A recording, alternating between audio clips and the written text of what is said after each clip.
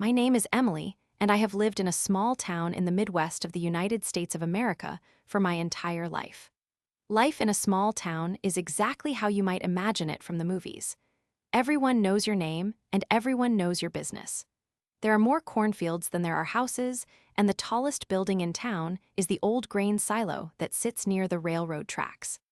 For a 25-year-old woman like me who is just trying to build a life for herself, it could feel a little bit suffocating, but it also felt like home. I had just started a new job as an overnight cashier at the big chain grocery store on the edge of town. It was the kind of place that stayed open 24 hours a day, which made it a hub for the night shift workers and the people who just could not sleep. I actually liked the overnight shift. The store was quiet, and the air always felt cool and fresh because of the massive air conditioning units and the smell of the produce section. I would spend my hours scanning items for truckers and nurses, and sometimes just wandering the aisles to make sure everything looked perfect. The floor was always shiny, because the cleaning crew would run their big motorized buffing machines late at night, and the sound of the machines was like a low hum that kept me company. I felt like I was doing well. I was friendly with the customers, and I always showed up on time. My life felt stable for the first time in a long while. Then I noticed Marcus. Marcus was 19 years old, and he worked the late evening shift into the early night. He was a tall guy with a bit of an attitude, like he thought he was too good for a grocery store job. One night, I was watching the self-checkout area while Marcus was finishing up his shift. He went to the machines to buy a soda and a candy bar before he headed out the door. I saw him scan the items, but then he just walked away without finishing the transaction on the screen. Now, as a cashier, I knew that sometimes people just forget. They think the payment went through, or they get distracted by their phones. I did not want to be the person who got a coworker in trouble over a $2 snack, so I walked over and looked at the screen. The payment had definitely not been made. I thought maybe he made an honest mistake, so I actually used my own debit card to pay the $2.14. I figured I was doing a nice thing, and that I would not even mention it to him because it would be awkward. A few days passed, and I was back at my station. It was around midnight when Marcus was leaving again. This time, I was busy helping another customer with a bunch of frozen pizzas, but I kept an eye on the self-checkout area. I saw Marcus go through the same routine.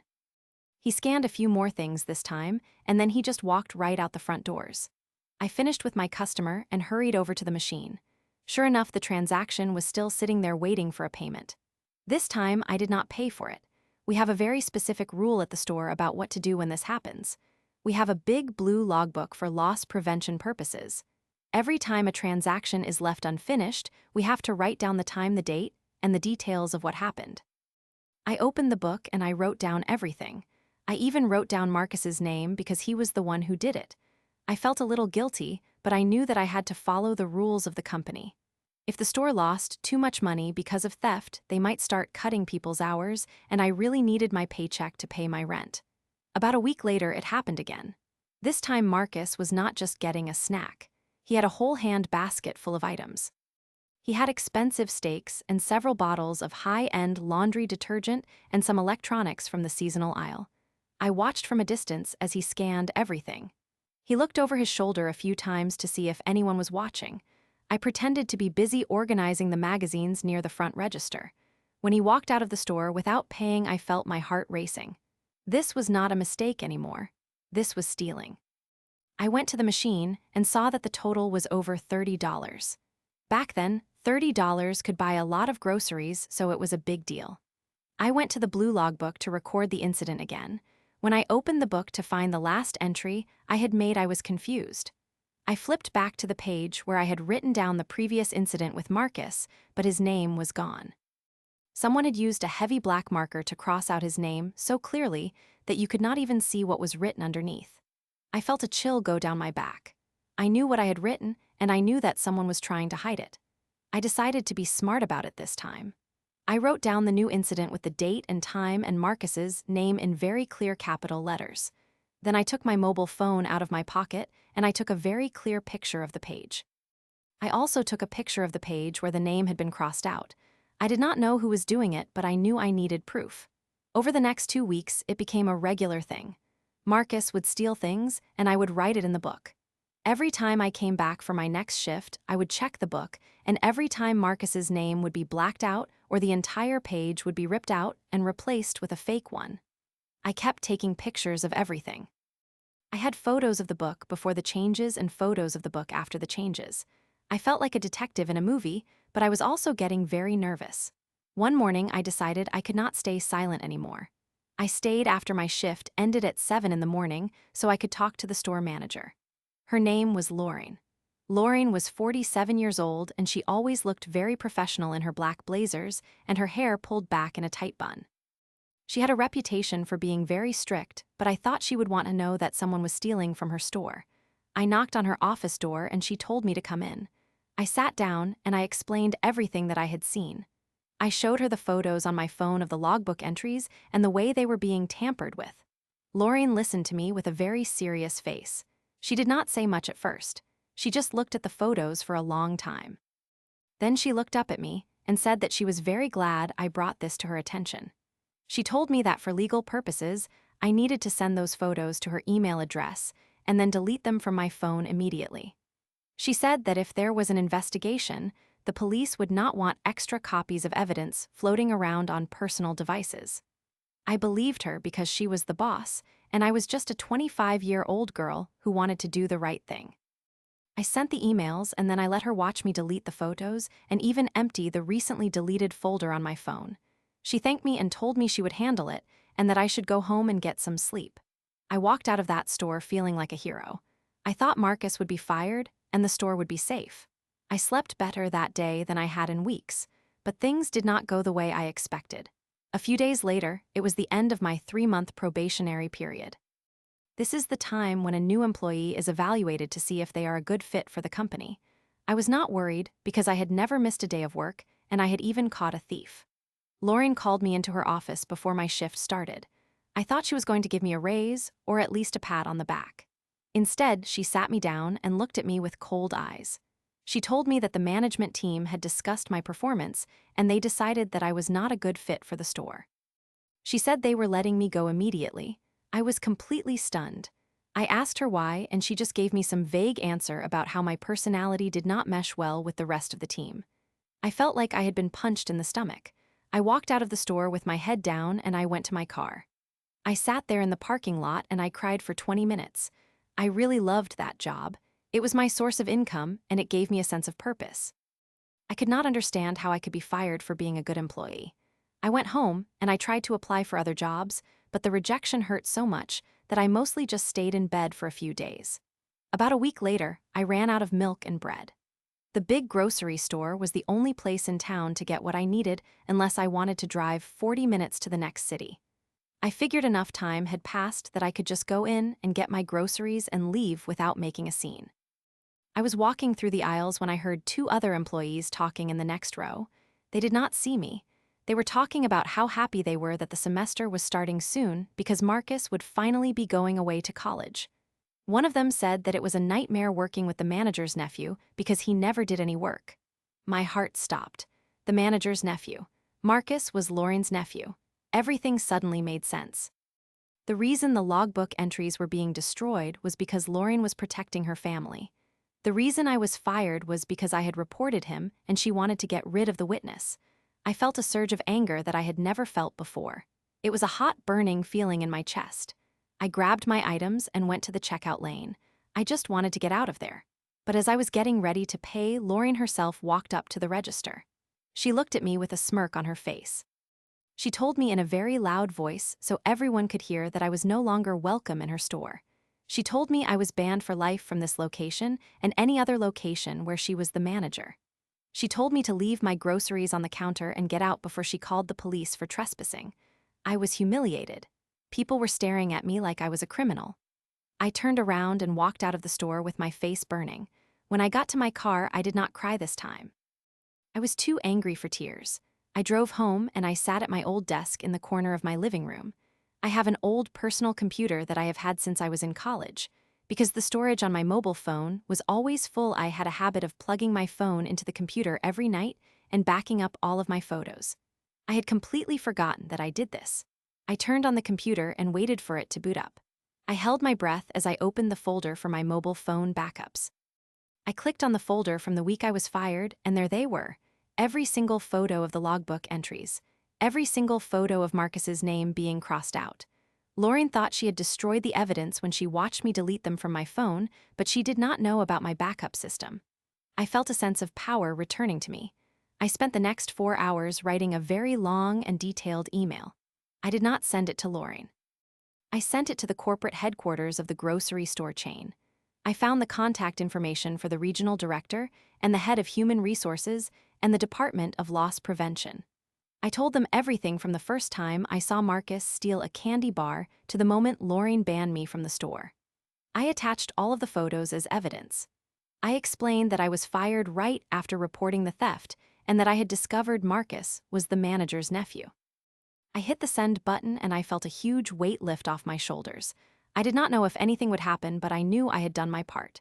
A few days passed, and I did not hear anything. I started to think that maybe corporate did not care about a small town store. But then I started hearing rumors from my friends who still lived in town. They told me that several men in suits had shown up at the store. They were carrying briefcases, and they looked very serious. They were the regional managers and the corporate investigators. They spent hours in the office with Lauren. They also spent a lot of time looking at the security camera footage. Because I had given them the exact dates and times of the thefts, they knew exactly where to look in the video archives. They also went through the blue logbooks and found the pages that had been tampered with. The investigation went on for about a week.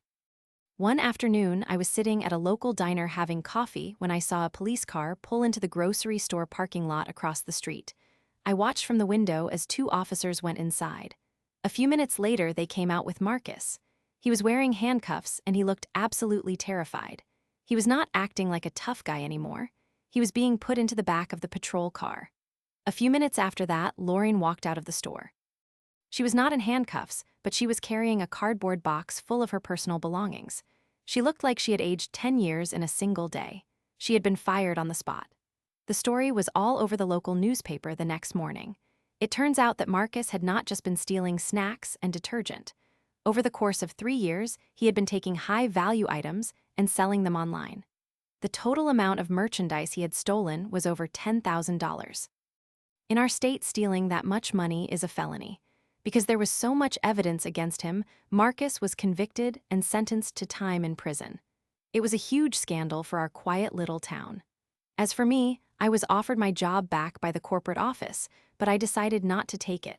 I did not want to go back to a place that had treated me so poorly. Instead, I found a much better job at a doctor's office in the next town over. The pay was better and the benefits were amazing, and I did not have to work the overnight shift anymore. I was happy and I had moved on with my life. But the story does not end there. About a year later, I was shopping at a different grocery store in a town nearby. I was pushing my cart toward the exit when I saw a woman bagging groceries at the end of the lane. She was wearing a faded green apron and her hair was messy. She looked exhausted. As I got closer, I realized it was Lauren. The woman who had once been a powerful manager and had tried to ruin my life was now working the lowest-paying position in a store that was not even part of her old chain. She had gone from being the boss to being the person who puts bread in a bag. I felt a strange mix of emotions. I was not happy to see her suffering, but I did feel like justice had been served. She had abused her power, and now she had none. When it was my turn to have my groceries bagged, she did not look up at first. She just grabbed my milk and my eggs and placed them carefully in the bags. But when she went to hand me a bag, she finally looked at my face. I saw the moment she recognized me. Her eyes went wide and her face turned a bright shade of red. She looked like she wanted to disappear into the floor. I did not say anything mean to her. I decided to be the bigger person. I reached into my purse and I pulled out my wallet. I took out a $5 bill and a $10 bill. I also took a small yellow Post-it note and a pen from my bag. I quickly wrote a message on the note. The note said that I was sorry that Karma had treated her so poorly, but I hoped the money would help her out. I folded the money around the note and I handed it to her as a tip. I told her to have a nice day and I walked out to my car. I did not look back to see her reaction, but I could imagine it. I felt a sense of peace as I drove away. I had been through a lot of stress and pain because of her and her nephew, but in the end everything had worked out. I had a better life, and she had learned a hard lesson about honesty and fairness. That is the story of how I lost my job and gained my dignity back. It took a long time and a lot of patience, but I learned that the truth always has a way of coming out eventually. Now, whenever I pass that big chain grocery store in my town, I just smile and keep driving. I know that I am a stronger person because of what happened, and I know that I will never let anyone treat me that way again. The cornfields are still there, and the grain silo is still the tallest building in town, but my world feels much bigger now. I am no longer just a 25-year-old girl trying to survive. I am a woman who knows her worth and knows how to stand up for herself. And that is the best revenge of all. I often think back to those quiet nights in the store and the humming of the floor machines. They remind me of a time when I was naive, but they also remind me of the moment I decided to fight back. It is funny how life works out sometimes. You think you are losing everything, but you are actually just clearing the way for something much better to come along. I am glad I took those photos. I am glad I kept that old computer. And I am especially glad that I am not the one bagging groceries for the people I tried to hurt. Life in the Midwest is quiet most of the time, but every once in a while it gets very interesting. I will always remember the look on Lauren's face, and I will always be proud of the fact that I did the right thing even when it was hard. The moral of the story is that you should never underestimate someone just because they are young or because they work a night shift. We see more than you think, and we are much smarter than we look. And if you try to take advantage of us, you might just find yourself on the wrong end of a very long and very detailed email to your boss. I hope Marcus learned his lesson in prison, and I hope Lauren finds a way to be a better person, but I am not going to wait around to find out. I have my own life to live, and it is a very good life indeed. Every time I see a blue logbook now, I think of my victory. It serves as a reminder that integrity matters and that the truth is a powerful weapon. I am thankful for the experience because it taught me to trust my instincts and to always keep a backup of important documents. You never know when a simple photo might save your career or help you get justice against someone who thinks they are above the rules. The small town gossip has finally died down about the incident, but people still remember the manager who tried to hide her nephew's crimes. Her name is a cautionary tale now, and mine is a story of resilience. I have moved into a nice little house with a garden, and I am planning on staying here for a long time. The Midwest is a beautiful place, especially when the sun sets over the fields and the sky turns a deep shade of purple and orange. It is peaceful here, and I finally feel like I belong. I do not hold on to the anger anymore because the anger does not serve me. I have replaced it with the satisfaction of knowing that I stood my ground. My new coworkers at the doctor's office are wonderful, and they treat me with the respect I deserve. We have a small staff, and we all support each other. It is the exact opposite of the environment Lauren created at the grocery store. I think that is why I am so much happier now. I am surrounded by good people who value hard work and honesty. And whenever I go grocery shopping, I make sure to double-check my receipt and say thank you to the cashier because I know exactly how hard that job can be. It is a small gesture, but it makes a difference. I have learned that the way you treat people is a reflection of who you are, and I want to be someone who brings light into the world instead of darkness. My journey from a fired cashier to a successful medical assistant has been long and full of challenges, but I would not change a single thing. It made me who I am today, and I like who I am today. The store is still there, and new people are working the overnight shift, and I hope they are being treated well. I hope they never have to deal with a manager like Lauren or a thief like Marcus. But if they do, I hope they are brave enough to speak up and smart enough to keep the evidence. Because at the end of the day, you are the only person who can truly look out for yourself. And when you do it right, the rewards are better than anything you could ever imagine. I am living proof of that, and I will continue to live my life with my head held high and a smile on my face. The end of one chapter was just the beginning of a much better story for me, and I am excited to see what happens next. There is a certain kind of strength that comes from being tested, and I feel stronger than ever before. I have found my voice, and I am never going to let anyone silence it again. That is my promise to myself, and it is a promise I intend to keep for the rest of my life. The Midwestern air feels a little bit sweeter these days, and the stars seem a little bit brighter. I am exactly where I am supposed to be, and I am doing exactly what I am supposed to be doing. And that is a very good feeling to have. I will always be the girl who stood up to the corrupt manager, and I will always be the one who got the last laugh. It is a story I will tell for years to come, and it is a story that still makes me proud every single time I think about it. Justice can be slow, but it is always worth the wait. And sometimes it comes in the form of a $15 tip and a note on a yellow post-it. I hope Lauren used that money for something she needed, and I hope she thinks about that note every time she sees a grocery bag. Because sometimes a little bit of kindness is the most powerful way to show someone that they failed to break you. And I was definitely not broken. I was just getting started. I remember the sounds of the night shift so clearly. The hum of the freezers and the occasional beep of the registers. It was a world of its own. I learned a lot about people during those hours. I learned that most people are just trying to get by and do their best. But I also learned that there are people who will take advantage of any situation they can. Marcus was one of those people. He thought he was untouchable because his aunt was the boss. He thought he could just take whatever he wanted without any consequences. He was wrong. And Lauren was wrong to think she could protect him by hurting an innocent employee. They both learned that the hard way. I often wonder what Marcus is doing now. I wonder if he thinks about the steaks and the laundry detergent and the electronics he stole. I wonder if he realizes that he traded his entire future for a few $1,000s worth of stuff he did not even need. It seems like such a waste. He was young and he had his whole life ahead of him. But he chose a path of dishonesty, and it led him straight to a prison cell. It is a sad story in a way, but it is also a necessary one. Some people need to face the consequences of their actions before they can ever change. As for Lauren, she had a career and a position of authority, and she threw it all away. She could have been a mentor to me. She could have helped Marcus find a better way to live. Instead, she chose to be an accomplice to his crimes. She chose to lie and to bully and to abuse her power. And in the end, she lost everything that mattered to her. She went from being a manager to being a bagger. That is a long way to fall, but maybe it is what she needed. Maybe working at the bottom will teach her the humility she lacked when she was at the top. I do not hate her anymore. I just feel sorry for her. She had a chance to be a good person and she missed it. I am glad I do not have to live with the choices she made. I get to live with my choices, and my choices have led me to a place of happiness and security. I am thankful for my old computer and my habit of backing up photos. It was a small thing, but it changed my life. It gave me the evidence I needed to clear my name and get justice for the store.